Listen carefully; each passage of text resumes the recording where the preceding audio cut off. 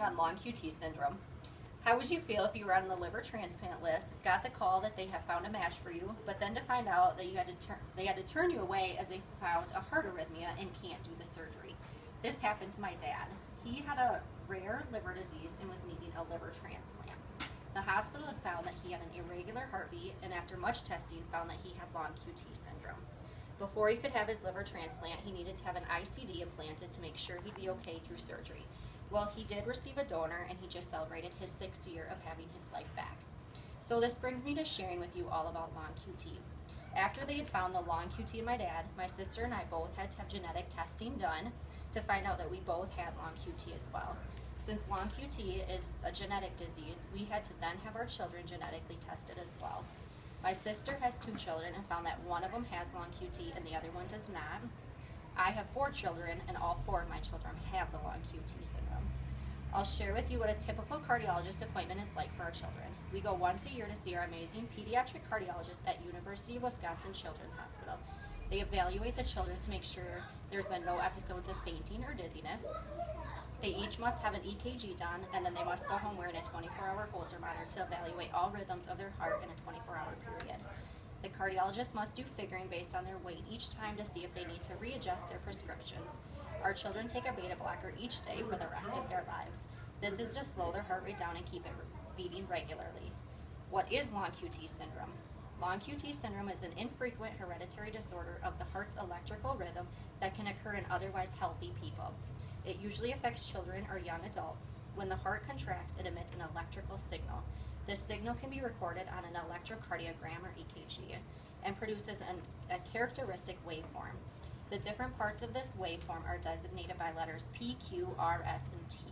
The Q to T interval represents the time it takes for your heart to contract and then refill with blood before beginning the next contraction.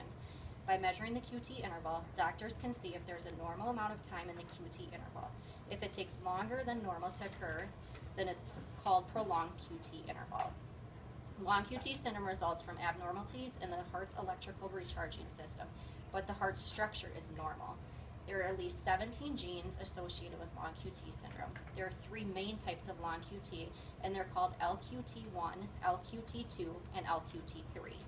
LQT1 is what my family has.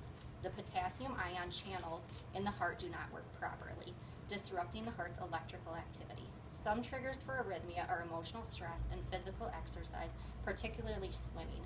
People with this condition usually have multiple episodes of arrhythmia, but the episodes usually stop on their own, without treatment, and are less likely to be fatal.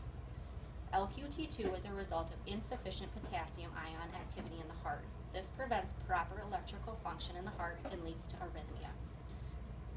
A common trigger for arrhythmias in individuals with LQT2 are sudden loud noises such as alarm clocks or car horns. Then last is LQT3, which is when there's too little sodium flowing through the heart's ion channels. A lack of sodium can trigger an arrhythmia. Usually people with LQT3 develop arrhythmias during sleep or rest because of a slow heart rate. People with LQT3 have fewer episodes, but these episodes are more likely to be fatal. Unfortunately, the majority of patients affected by this don't show any signs or symptoms until they have an unexpected fainting spell. This sounds strange, but long QT patients can faint without any warning due to physical stimulation, excitement, anger, or even sudden shock like a doorbell ringing, getting scared, or a fire alarm going off. One of the most common signs is an erratic heartbeat or arrhythmia. In most cases of arrhythmia, the heart will quickly return to normal. However, with long QT syndrome, the heartbeat is erratic for a longer period, will demand the aid of a defibrillator to maintain a regular heartbeat, or sudden death can occur. According to the Mayo Clinic, people who may have a higher risk of long QT syndrome may include children, teenagers, and young adults with unexplained fainting, near drowning, seizures, or a history of cardiac arrest, first-degree relatives of people with known long QT, and people with low potassium, magnesium, or calcium blood levels. Some of the testing that's done to diagnose long QT is usually first an EKG. With this, the doctor will put patches on your chest to measure the timing and duration of each electrical phase of your heartbeat. EKGs are not always the most accurate way to go. You have to be having a prolongation between the Q and T at the time they're performing the EKG. With long QT, you don't always have this prolongation, so EKGs can be misleading and undiagnosed. So if there is suspected long QT syndrome and the EKG doesn't show it, then the doctor can order a stress test or genetic testing. Another test is a Holter monitor. This is a monitor that's worn for a day or more to record your heart activity during your daily routine. According to ActiveBeat, 1 in 5,000 individuals are born with this genetic defect.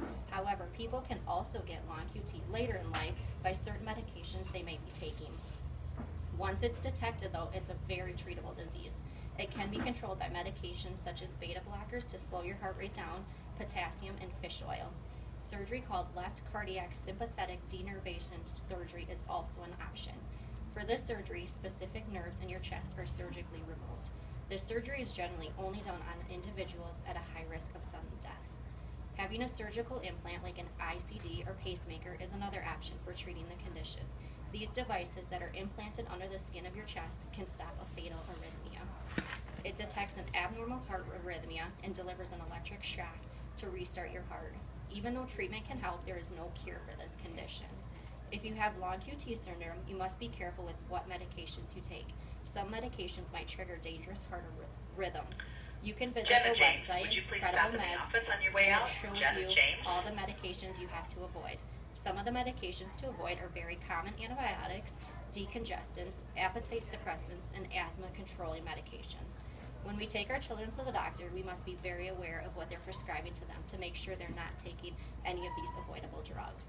You never want you or your children to be diagnosed with any type of disease, but knowledge is so powerful. Knowing that we have this, we can prevent it. The end. Good job. I didn't know your son had it. I guess he's not.